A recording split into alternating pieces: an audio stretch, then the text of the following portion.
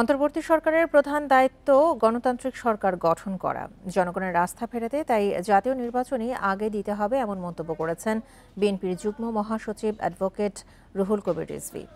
সকালে কুমিল্লার মেঘনা উপজেলার মানিকারচর LA উচ্চ বিদ্যালয় মাঠে আয়োজিত উপজেলা বিএনপির দ্বিবার্ষিক সম্মেলনে যোগ দিয়ে রিজভী বলেন, জনগণের কাছে জনগণের ক্ষমতা ফিরিয়ে দিতে অবাধ সুষ্ঠু নির্বাচন নিশ্চিত করা ডক্টর ইউনূস সরকারের প্রধান দায়িত্ব।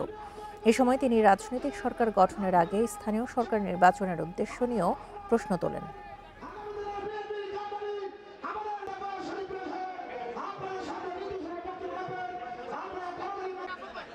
আগে সরকার গঠন করতে হবে, জাতীয় সংসদ নির্বাচন করতে হবে,